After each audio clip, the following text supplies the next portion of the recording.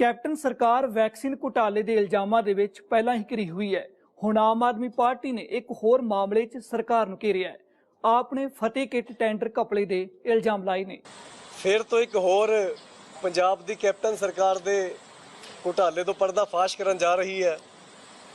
दुष्यंत कुमार जी का एक शेर, एक आदत सी बन गई है तू मेरी और आदत कभी जाती नहीं। यह शेर तो किसी होर माहौल च उन्होंने बोलिया सी, पर जो अज का माहौल पंजाब की कैप्टन सरकार का ते करप्शन की जो आदत उन्होंने बन गई है उहदे ते पूरी तरह नाल ढुकदा। जे कांग्रेस सरकार की गल करिए तो पहले दिन तो माइनिंग के घोटाले, रेत माफिया, नशा माफिया के घोटाले, उस तो बाद स्कॉलरशिप के घोटाले, तो एक तो बाद एक हजे वैक्सीन घोटाले का शोर थम्मिया नहीं सी। उस तो नाल दे नाल एक होर घोटाला जिहड़ा कि फतेह किट घोटाला जिन्होंने आप कह सकते हैं, जो तो आप पर्दा फाश करन जा रहे हैं। ये घोटाला अज जिहड़ी पंजाब ते चंडीगढ़ की हरियाणे की हाई कोर्ट है चंडीगढ़ विच, उन्हां वल्लों पंजाब सरकार को सख्त की जांच करने के आदेश भी दिते गए हैं। मैं मोटे तौर पर तुहानूं दस दिना कि 837 रुपये विच सब तो पहला टेंडर किया गया सी, जिहदे च फतेह किट सरकार ने प्रोक्योर करनी सी। ते उस टेंडर विच यह कंडीशन सीगी 78 नंबर पेज ते कि 6 महीने तक उस रेट की वैलिडिटी है। मतलब सरकार 6 महीने तक फतेह किट 837 रुपये 76 पैसे के हिसाब से प्रोक्योर कर सकती है। पर बड़ी हैरानी की गल है, कोविड के इस दौर में जिथे सरकारां वध तो वध अपने लोगों को राहत देने की कोशिश कर रही हैं, दिल्ली सरकार को तुसीं वेख सकते हो, उत्थे पंजाब सरकार मोदी साहब की होर कोई गल समझ आई होवे ना आई होवे, पर आपदा चो अफसर लभण वाली गल कि इस वेले भी घोटालियां विच कोई कसर नहीं रहनी चाहिए। 3 अप्रैल को दोबारा तो उस किट का टेंडर किया गया तो 940 रुपये विच वो 837 वाली किट फिर तो खरीदी गई। उस तो बाद अजे भी ढिड नहीं भरिया तो 20 अप्रैल को फिर तो एक होर टेंडर किया गया तो सीधा 940 वाली किट नूं 1226 रुपये 40 पैसे का उस किट तो फिर तो प्रोक्योर किया गया। हजे भी क्योंकि लगता है कांग्रेस का तो करप्शन का बहुत गूढ़ा रिश्ता है। तो पहला तो चलो सेंटर सरकार होंदी सी ते बहुत सारा पैसा आ जाता होना, हुण पंजाब कल्ले ते जोर है। तो उस 1226 वाली किट नूं 7 मई को फिर तो टेंडर करके 1338 रुपये का खरीदा गया। मतलब 4 बारी टेंडर करके 837 रुपये वाली किट नूं 1338 रुपये से पहुँचाता। 500 रुपये किट पर किट वध जान बुझ के दिता गया। स्टेट गौरमेंट जिहदी इस टाइम कोशिश होनी चाहिए सी कि वध तो वध कोविड के दौरान लोगों की सहूलतों वाल ध्यान दिता जाए, लोगों को वध तो वध राहत दी जाए, उन्होंने छड्ड के सारे का सारा फोकस करप्शन वाल रहा। हुण Punjab and Haryana high court के जो ऑर्डर होए ने, वो सरकार को डायरैक्शन दी भी जांच करो। तो वही गल होगी भी बिल्ली नूं कहता भी दूध किदां चोरी होया दी जांच करो। मेरे नाल इस टाइम साडे पंजाब आम आदमी पार्टी के सूबा प्रधान भगवंत मान जी ने। भगवंत मान जी इस ते डिटेल भी तुहानूं जानकारी देणगे। उस तो बाद एक जॉइनिंग का प्रोग्राम है। मैं भगवंत मान जी नूं कहना भी अगे की कार्रवाई शुरू कर। जिस तरह जरनैल जी ने दस्सिया कि एक पासे तो लोग जिहड़े ने वो अपने रिश्तेदारां दियां, अपने परिवारक मैंबरां दियां जानां बचाउण दी कोशिश कर रहे हैं।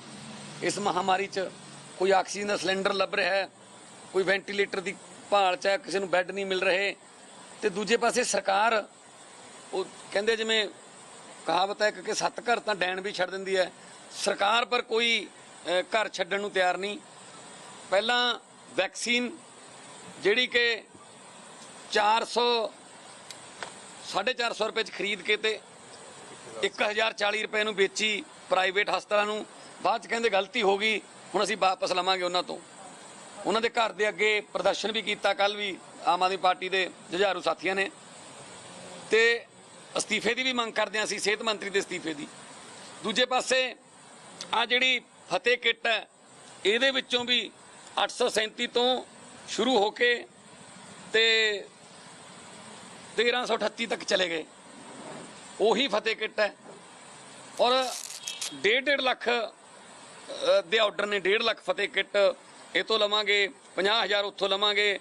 सो ये आपदियां मनपसंद मैडिकल जिहड़ियां कंपनियां, एक जिहड़ी 20 अप्रैल वाला जिहड़ा टेंडर है 1226 रुपए वाला, 50,000 किट उन्होंने तो लई है, ਉਸ ਕੰਪਨੀ ਕੋਲ ਤਾਂ ਮੈਡੀਕਲ ਦਾ ਲਾਇਸੈਂਸ ਵੀ ਹੈ ਨਹੀਂ, ਉਹਨਾਂ ਨੂੰ ਇਹ ਟੈਂਡਰ ਦਿੱਤਾ ਗਿਆ। ਤੇ ਉਹ ਇੱਕ ਤੁਸੀਂ ਹੋਰ ਹੈਰਾਨੀਜਨਕ ਤੱਥ ਸਾਹਮਣੇ ਆਏ ਨੇ, ਤੁਹਾਨੂੰ ਪਤਾ ਹੀ ਹੋਣਾ, ਪੰਜਾਬ ਦੀ ਸਰਕਾਰ ਦੇ ਮੁੱਖ ਮੰਤਰੀ ਦਿੱਲੀ ਪੇਸ਼ ਹੋਏ ਆਪਦੀ ਹਾਈ ਕਮਾਂਡ ਦੀ ਕਮੇਟੀ ਕੋਲੇ, ਤੇ ਉਹਨਾਂ ਨੇ ਆਪ ਬੜਾ ਵੱਡਾ ਪਲੰਦਾ ਜਿਹੜਾ ਫਾਈਲਾਂ ਦਾ ਲੈ ਕੇ ਗਏ, ਤੇ ਉਹਨਾਂ ਨੇ ਆਪ ਕਿਹਾ ਕਿ ਮੇਰੀ ਸਰਕਾਰ ਦੇ ਇੰਨੇ ਵਿਧਾਇਕ ਤੇ ਇੰਨੇ ਮੰਤਰੀ ਕਰਪਟ ਨੇ, ਇਹਨਾਂ ਨੇ ਰੇਤ mafia, transport mafia, excise mafia, ਇਹਦੇ ਵਿੱਚ ਇਹਨਾਂ ਦਾ ਨਾਮ ਸ਼ਾਮਲ ਨੇ। ਮਤਲਬ 40 ਦੇ ਕਰੀਬ ਉਹਨਾਂ ਨੇ ਲੈ ਕੇ ਗਏ ਨੇ। ਅਲੀ ਬਾਬਾ 40 ਚੋਰ। ਤੇ ਫਿਰ ਮੈਨੂੰ ਇਹ ਦੱਸ ਦੇਣ ਅਲੀ ਬਾਬਾ ਜੀ ਕਿ ਉੱਥੇ ਕਾਂਗਰਸ ਕੋਲੇ, ਰਾਹੁਲ ਗਾਂਧੀ ਕੋਲੇ ਜਾਂ ਆਪਦੇ ਲੀਡਰਾਂ ਕੋਲੇ ਉਹ ਪੇਸ਼ ਕਰਕੇ ਕੀ ਹੋ ਜਾਊਗਾ? ਤੁਸੀਂ ਜਾਂਚ ਕਿਉਂ ਨਹੀਂ ਕਰਦੇ ਇਹਦੀ? ਇੱਥੇ ਤੁਸੀਂ ਕਾਰਵਾਈ ਕਿਉਂ ਨਹੀਂ ਕਰਦੇ? 80 ਵਿਧਾਇਕ ਨੇ, 40 ਤੱਕ ਮੁੱਖ ਮੰਤਰੀ ਮੰਨ ਰਿਹਾ ਕਿ 40 ਤੱਕ ਕਰਪਟ ਨੇ। ਸੋ 50% ਸਰਕਾਰ ਕਰਪਟ ਹੈ। ਤੇ ਆ ਤਾਂ ਫਿਰ ਛੋਟੀਆਂ ਛੋਟੀਆਂ ਚੀਜ਼ਾਂ ਰਹਿ ਗਈਆਂ। ਤਾਂ ਫਿਰ ਤੇ ਇਹਦਾ ਮਤਲਬ ਜੇ ਤੁਹਾਨੂੰ ਪਤਾ ਸੀ ਕਿ ਬੀਜਾਂ 'ਚ ਘੁਟਾਲਾ ਹੋ ਰਿਹਾ ਹੈ, ਜੇ ਤੁਹਾਨੂੰ ਪਤਾ ਸੀ ਐਕਸਾਈਜ਼ 'ਚ ਘੁਟਾਲਾ ਹੋ ਰਿਹਾ ਹੈ, ਜੇ ਤੁਹਾਨੂੰ ਪਤਾ ਸੀ ਰੇਤ 'ਚ ਘੁਟਾਲਾ ਹੋ ਰਿਹਾ ਹੈ, ਜੇ ਤੁਹਾਨੂੰ ਪਤਾ ਸੀ ਟਰਾਂਸਪੋਰਟ 'ਚ ਘੁਟਾਲਾ ਹੋ ਰਿਹਾ ਹੈ, ਇਹਦਾ ਮਤਲਬ ਤੁਸੀਂ ਸਿਰਫ ਫਾਈਲਾਂ ਬਣਾਉਂਦੇ ਰਹੇ ਕਿ ਜਦੋਂ ਮੈਨੂੰ ਮੌਕਾ ਮਿਲੂਗਾ ਮੈਂ ਉਦੋਂ ਇਹ ਫਾਈਲਾਂ ਵਰਤੂੰਗਾ। ਤੁਸੀਂ ਆ ਇਨਸਾਫ ਕੀਤਾ ਪੰਜਾਬ ਦੇ ਲੋਕਾਂ ਦੇ ਮੈਂਡੇਟ ਦਾ ਜਿਹੜਾ ਤੁਹਾਨੂੰ ਬਹੁਮਤ ਦਿੱਤਾ ਹੈ। ਸੋ ਮੁੱਖ ਮੰਤਰੀ ਨੂੰ ਕੋਈ ਨੈਤਿਕ ਅਧਿਕਾਰ ਨਹੀਂ ਰਹਿ ਗਿਆ ਕਿ ਉਹ ਸਰਕਾਰ ਚਲਾਉਣ, ਕਿਉਂਕਿ ਅੱਧੀ ਤੋਂ ਵੱਧ ਸਰਕਾਰ ਖੁਦ ਉਹ ਮੰਨ ਰਹੇ ਨੇ ਕਿ ਕਰਪਟ ਹੈ ਤੇ ਕਰਪਟ ਸਰਕਾਰ ਦੇ ਉਹ ਹੈੱਡ ਨੇ। ਸੋ ਇਸ ਕਰਕੇ ਇਹ ਜਿਹੜੀ ਸਰਕਾਰ ਹੈ ਇਹਨੇ ਇਹ ਆਪਦਾ ਦੇ ਵਿੱਚ ਵੀ ਇਹ ਐਡੀ ਵੱਡੀ ਮਹਾਮਾਰੀ ਦੇ ਵਿੱਚ ਵੀ ਲੋਕਾਂ ਦਾ ਖੂਨ ਚੂਸਣ ਦਾ ਕੰਮ ਕੀਤਾ ਹੈ। ਫਿਲਹਾਲ ਹੁਣ ਸਮਾਂ ਇੱਕ ਬ੍ਰੇਕ ਦਾ, ਤੇ ਬ੍ਰੇਕ ਤੋਂ ਬਾਅਦ ਦੱਸਾਂਗੇ ਕਿਸ ਨੇ ਕੈਪਟਨ ਤੋਂ ਅਸਤੀਫਾ ਮੰਗਿਆ ਹੈ।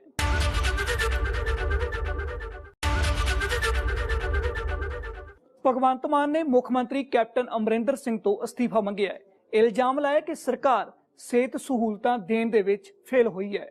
ਤੇ ਅਸੀਂ ਮੰਗ ਕਰਦੇ ਹਾਂ ਕੈਪਟਨ ਅਮਰਿੰਦਰ ਸਿੰਘ ਆਪਣੇ ਅਹੁਦੇ ਤੋਂ ਅਸਤੀਫਾ ਦੇਣ ਤੇ ਸਰਕਾਰ ਨੂੰ ਇਸ ਵਕਤ ਕੰਮ ਕਰਨ ਦਾ ਕੋਈ ਨੈਤਿਕ ਅਧਿਕਾਰ ਨਹੀਂ ਰਿਹਾ ਕਿ ਉਹ ਇੱਕ ਵੀ ਚੀਜ਼ ਛੱਡਦੇ ਨਹੀਂ ਹੈਗੇ ਕਿ ਜਿੱਥੋਂ ਪੈਸੇ ਕਮਾਉਣ ਦਾ ਕੋਈ ਮੌਕਾ ਮਿਲੇ। ਆਹ ਗੱਲ ਕਰਨ ਵਾਸਤੇ ਅਸੀਂ ਤੁਹਾਡੇ ਨਾਲ ਇੱਥੇ ਆਏ ਹਾਂ। ਸੋ ਸਰਕਾਰ ਜਿਹੜੀ ਹੈ, ਭਾਵੇਂ ਵੈਕਸੀਨ ਦੇ ਘੁਟਾਲੇ 'ਚ ਹੈ, ਭਾਵੇਂ ਉਹ ਆ ਜਿਹੜਾ ਫਤਿਹ ਕਿੱਟ ਦਾ ਘੁਟਾਲਾ ਹੈ, ਇਹਨਾਂ ਦੀ ਜਾਂਚ ਹੋਵੇ। ਪੰਜਾਬ ਹਰਿਆਣਾ ਹਾਈ ਕੋਰਟ ਨੇ ਸੰਗਿਆਨ ਲਿਆ। ਉਮੀਦ ਕਰਦੇ ਹਾਂ ਕਿ ਦੁੱਧ ਦਾ ਦੁੱਧ ਤੇ ਪਾਣੀ ਦਾ ਪਾਣੀ ਹੋਣਾ ਚਾਹੀਦਾ ਤਾਂ ਕਿ ਲੋਕਾਂ ਨੂੰ ਥੋੜੀ ਜਿਹੀ ਰਾਹਤ ਮਿਲੇ ਕਿ ਸਾਡੇ ਮੌਤ ਦੇ ਖੇਡ ਚੋਂ, ਸਾਡੇ ਕਫਨਾਂ ਚੋਂ ਵੀ ਪੈਸੇ ਕਮਾਉਣ ਬਾਰੇ ਜਿਹੜੇ ਪੰਜਾਬ ਸਰਕਾਰ ਦੇ ਜਿਹੜੇ ਮੰਤਰੀ ਨੇ ਉਹ ਬਾਜ਼ ਨਹੀਂ ਆਉਂਦੇ। ਸੋ ਇਹ ਉਹਨਾਂ ਦਾ ਪੰਜਾਬ ਸਰਕਾਰ ਦਾ ਇੱਕ ਐਸਾ ਚਿਹਰਾ ਸਾਹਮਣੇ ਆਇਆ ਜਿਹਦੇ ਨਾਲ ਲੋਕ ਵੀ ਇਸ ਵਕਤ ਪਛਤਾਉਂਦੇ ਹੋਣਗੇ ਕਿ ਅਸੀਂ ਕਿਹੜੇ ਵੇਲੇ ਵੋਟ ਪਾ ਕੇ ਇਹਨਾਂ ਤੇ ਯਕੀਨ ਕੀਤਾ। ਸੋ ਅਗਲੀ 2022 ਦੇ ਵਿੱਚ ਪੰਜਾਬ ਦੇ ਲੋਕ ਇਹਨਾਂ ਸਾਰੇ ਘੁਟਾਲਿਆਂ ਦਾ ਹਿਸਾਬ ਲੈਣਗੇ। ਕੋਈ ਸਵਾਲ ਹੋਵੇ ਤਾਂ ਪਲੀਜ਼।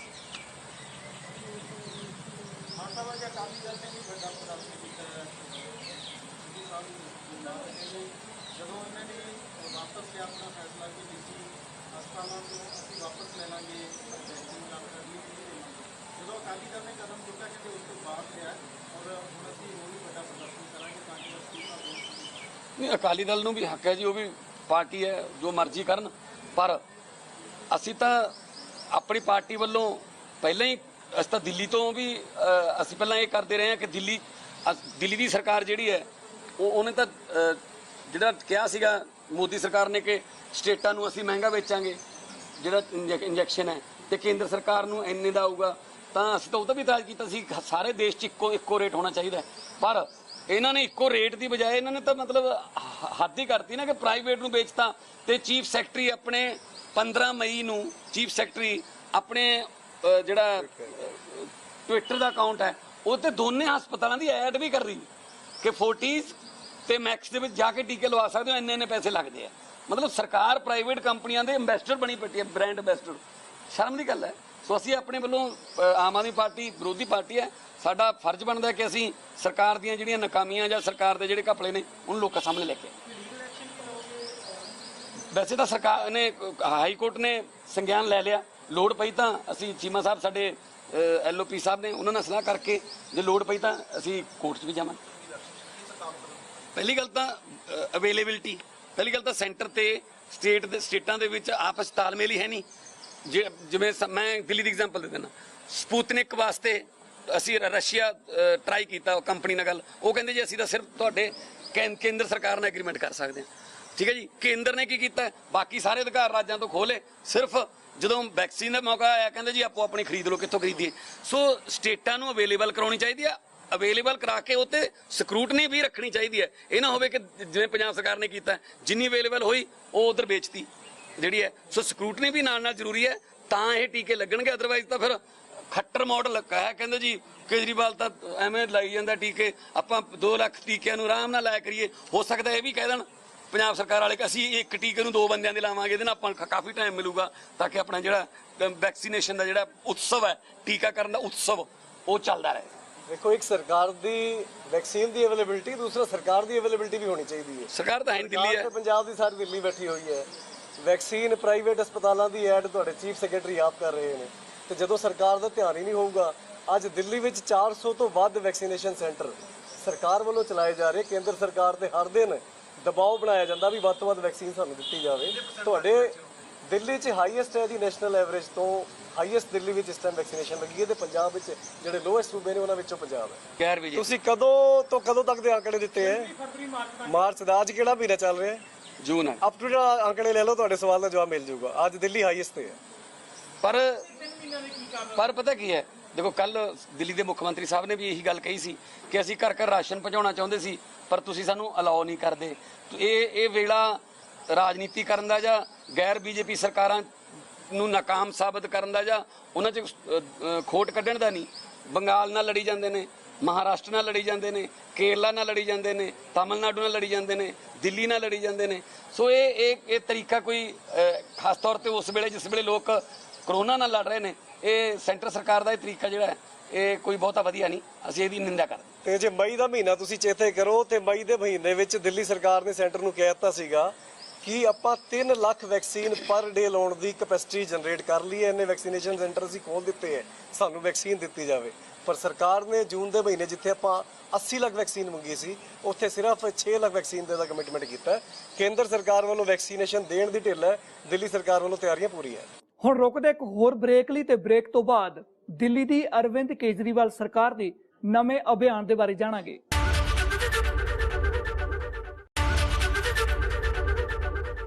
ਦਿੱਲੀ ਦੇ ਮੁੱਖ ਮੰਤਰੀ ਅਰਵਿੰਦ ਕੇਜਰੀਵਾਲ ਨੇ ਜਿੱਥੇ ਵੋਟ ਉੱਥੇ ਟੀਕਾਕਰਨ ਅਭਿਆਨ ਦਾ ਐਲਾਨ ਕੀਤਾ ਹੈ।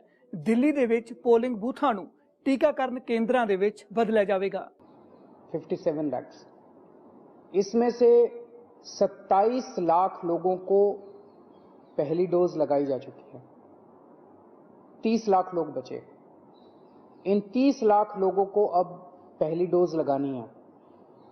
अब दिक्कत ये आ रही है कि जितने हमने दिल्ली में वैक्सीनेशन सेंटर्स खोले हैं, 45 साल से ऊपर की उम्र के लोग उसमें बहुत कम आ रहे हैं। अपने से लोगों का बहुत कम आना हो गया, जिसकी वजह से काफी समय खाली रहते हैं, काफी दवाई बच जाती है। उसके मद्देनजर ये तय किया गया कि लोगों की इंतजार किए बिना अब हमें लोगों तक जाना पड़ेगा, अब हमें लोगों के घर घर जाना पड़ेगा। तो इस अभियान के तहत हम लोगों के घर घर जाएंगे। क्या है ये अभियान? इस अभियान के तहत हम लोगों को जाके कहेंगे कि जहां आप वोट डालने जाते हो, सबको पता है कि हम कहां जाते हैं वोट डालने, सबको पता है मेरा पोलिंग सेंटर कहां है। जहां आप वोट डालने जाते हो, आप वहीं पे जाइए। आपके वैक्सीनेशन का वहां पे हमने इंतजाम किया हुआ है। पोलिंग सेंटर जो होता है वो लगभग घरों के बहुत पास होता है, वॉकिंग डिस्टेंस पे होता है, तो लोग बड़े आराम से चल के वहां पे वॉकिंग डिस्टेंस अपने घर के बगल पे वो कर सकते हैं। तो इसका पूरा खाका के इस तरह से बनाया गया इस पूरे अभियान का। आज से दिल्ली के 70 वार्ड्स के अंदर ये शुरू किया जाएगा। दिल्ली में 272 वार्ड हैं और 2 विधानसभाएं ऐसी हैं जहां पे वार्ड नहीं है, तो मोटे मोटे तौर पे अगर वहां भी 4-4 मान लें तो 280 वार्ड मान लीजिए आप। दिल्ली में मोटे मोटे तौर पे 280 वार्ड हैं। हर हफ्ते 70 वार्ड के अंदर ये अभियान चलाया जाएगा। इस हफ्ते 70 वार्ड्स के अंदर, अगले हफ्ते 70 वार्ड्स के अंदर, तो एक तरह से 4 महीने के अंदर ये पूरा अभियान कंप्लीट हो जाएगा। तो आज जिन 70 वार्ड्स के अंदर इसकी शुरुआत की जा रही है, आज पहला दिन है।